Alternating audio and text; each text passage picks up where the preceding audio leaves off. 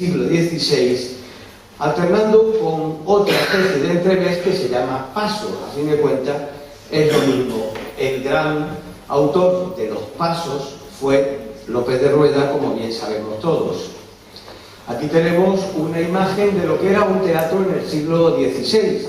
En este caso es el Corral de Comedias de Almagro, como veis, a cielo abierto, con un escenario tablado de madera y una especie de palcos en las que el pueblo se reunía a ver las piezas de teatro. De don Miguel de Cervantes, cuya figura tenemos ahora, cabe decir que escribió también entremeses y además, algo muy curioso, fue el primero que lo filmó, porque antes el entremés era considerada pues una pieza teatral, digamos, de segundo orden, hasta que ya Cervantes, al filmarlos, le dio una entidad como importante. Y aquí tenéis, por ejemplo, una edición del año 1615, que sabéis que es cuando se publica la segunda parte del Quijote, y estamos hablando de 8 comedias y 8 entremeses nuevos, nunca representados, compuestos por Miguel de Cervantes. Está dirigida a don Pedro Fernández de Castro, que era el conde de Lemos, que es a quien Cervantes le dedica la segunda parte del Quijote con aquella frase inmortal que dice: puesto ya el pie en el estribo, estaba a punto de morirse, puesto ya el pie en el estribo, y con las ansias de la muerte, gran señor, esta te escribo. Uno de los más famosos entremeses de Cervantes pues fue el Rufián Viudo, y en el año 1750, muy cercano al nacimiento, a la fecha de nacimiento de Bernardo de Gálvez, pues se produjo esta edición de las comedias y entremeses de Cervantes. Hay uno que es estupendo, el entremés del Retablo de las Maravillas, que tiene mucho que ver pues con lo que hoy es, digamos, el afán que tienen algunas personas por sobresalir, salir en la foto, como hoy vulgarmente se dice. Y entremeses todos, de tipo jocoso, humorístico, pues tenemos muchos ejemplos.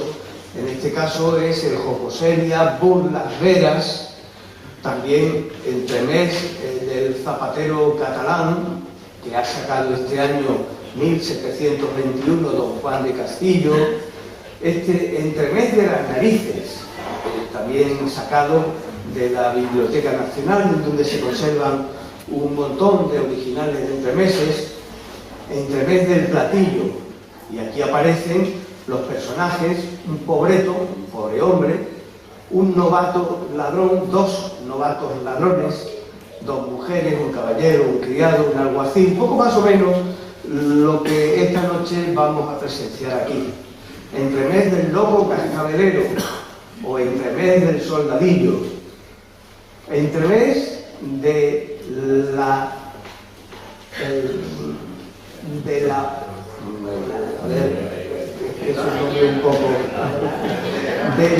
olaya, es decir, de la olaya, ¿verdad? El nombre es de Santa Olaya, es del año 1708. Entremés de la cuerda y los buñuelos, algo muy típico en las fiestas de Navidad. Entremés de la honrada, con una serie de personajes, y también, y por eso lo hemos puesto, con músicos, porque ya sabéis que la compañía de don Eduardo Nieto va a terminar esta obra con algo de música, lo cual va a estar también pues para, digamos, contribuir a la alegría de esta pieza. Entremés del vejete enamorado, fíjense lo curiosos que son estos nombres populares. Y ahora volvamos al conde de Gálvez. En 1786, el virrey conde de Gálvez tuvo la iniciativa de emitir un reglamento para hacer del teatro una diversión conforme a la decencia, decoro y arreglo debido a las buenas costumbres. Se exigía a los actores que en escena se portaran con recato y compostura en gestos y en palabras, y que evitaran la indecencia y la provocación. Se amenazaba al actor o actora que incurriera en desórdenes con arresto y cárcel durante un mes, que es la misma amenaza que le hacemos a los que componen la compañía de Eduardo Nieto. Fíjense que Bernardo de Galvez, que compone esta obra con 20 años, pues era un gran entusiasta del teatro. La prueba es que en México impulsa la ordenanza, el reglamento del teatro, que supuso que en México, el antiguo virreinato de la Nueva España, el teatro tomase una importancia que aún hoy conserva. En el reglamento decía el artículo 4: al extremo del tablado y por su frente en toda la latitud, se ponga una tabla de la altura de una tercia a fin de embarazar que se registren los pies de las actoras al tiempo que estén representando. Porque aquí hay que tener mucho cuidado con, en fin, con lo que se enseña por debajo de la falda. Y luego decía, en el artículo 5, en la representación de los entremeses, bailes, sainetes y tonadillas, pondrán los actores y actoras la modestia debida, el recato y la compostura en las acciones y palabras que exige el respeto debido al público, evitándose toda indecencia y provocación que pueda causar ni aun el menor escándalo. Las actoras se presentarán con las ropas decentemente arregladas y con la honestidad que corresponde, no de pura ceremonia, sino como conviene a una verdadera modestia para servir de ejemplo y no de ruina.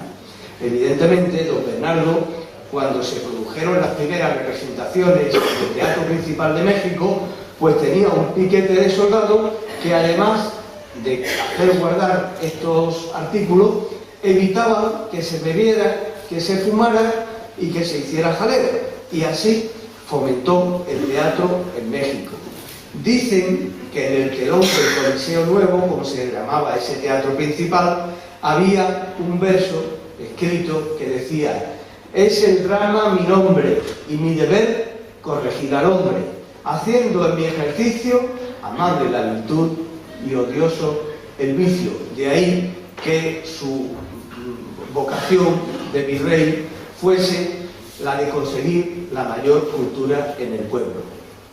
Bien, esto es un artículo del Diario Sur, publicado en el mes de abril, si no recuerdo mal, por doña Regina Sotorrío.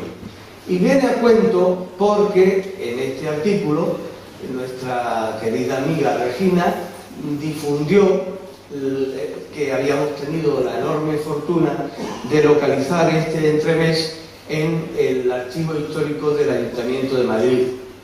Poco después, nuestro también amigo Alfonso Vázquez, en La Opinión, pues publicó este otro artículo.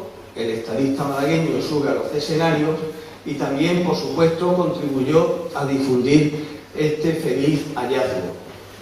Y aquí tenemos la primera hoja del manuscrito de este entremés, compuesto por don Bernardo de Galvez Gallardo, como era su apellido correcto, en el año 1766. El entremés se ha conservado en el archivo histórico del Ayuntamiento de Madrid porque allí han ido a parar los documentos de la censura de teatro que se hacía en el siglo XVIII. Aquí tenemos la última página con el último verso en el que dice: con la cual se dará fin al sainete y aquí ruega el ingenio le perdonen su falta pues la confiesa. Estas son palabras de Bernardo de Galvez escritas de su puño y letra. Y luego, ya abajo, en Madrid, el 9 de octubre de aquel año, el que tiene que hacer el informe para la censura, pues lo acepta y dice: damos licencia para que se pueda representar el entremés antedicho. Su autor, don Bernardo de Galvez y Gallardo, guardando en ello lo dispuesto por nuestro antes decreto. Y aquí tenemos los personajes que intervienen en este entremés: don Anselmo el abogado, doña Anastasia su mujer, una criada, un paje, en fin, una serie de personajes que ahora don Eduardo Nieto nos dará a conocer. ¿Cuándo escribió Bernardo de Galvez este entremés? Pues por fortuna, hace ya bastante tiempo tuvimos la suerte de localizar la hoja de servicio como veis, del capitán don Bernardo de Gálvez, su edad 28 años, su país Málaga. Y aquí, en la hoja de servicio, que como sabéis es como hoy lo que se llama el currículum vitae, y en ella se iban apuntando, como hoy se siguen apuntando, cada uno de los destinos que tienen los militares de carrera y el tiempo que permanecen en ellos, contados en días, meses y en años. Y también el tiempo que se les añade cuando ese servicio se presta en época de guerra, como es el caso de don Bernardo. Resumiendo, él estuvo al servicio de Francia, como dice en la segunda línea, de teniente, desde el 4 de junio de 1760, desde el 12 de junio de 1762 al 4 de julio de 1769. Quiere decir que este entrevés, que lo escribió en 1766, pues seguramente lo hizo en una época en la que estaba en Madrid de permiso. Y no me he equivocado al poner nuevamente esta imagen. Viene a cuento porque en este artículo Regina Sotorrigo también daba a conocer un detalle muy importante. Este periódico llegó a Washington porque una señora malagueña se lo envió a su hija, que vive y trabaja allí, casada con un norteamericano.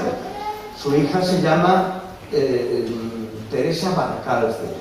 Y ella, cuando leyó este artículo publicado en el Diario Sur, pues entabló contacto con nosotros, nos llamó por teléfono, nos puso los correspondientes correos electrónicos y empezó a moverse, porque en este artículo se daba cuenta de que en el año 1783 el Congreso de los Estados Unidos aprobó una propuesta para que se colgase en el Congreso un retrato de Bernardo de Gálvez.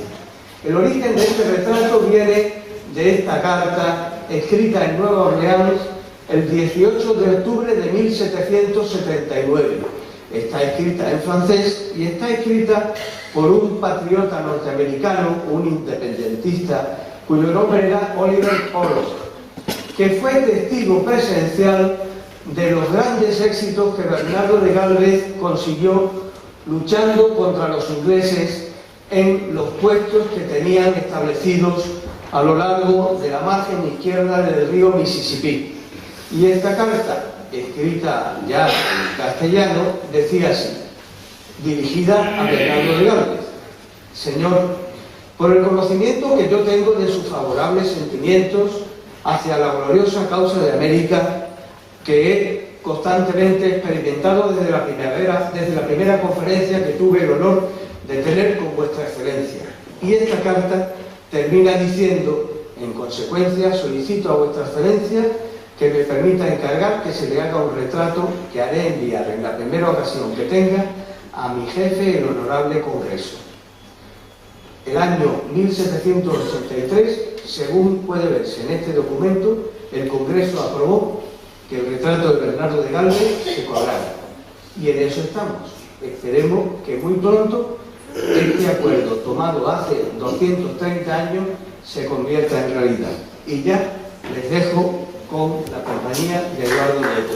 Pero antes, viva el Confederado.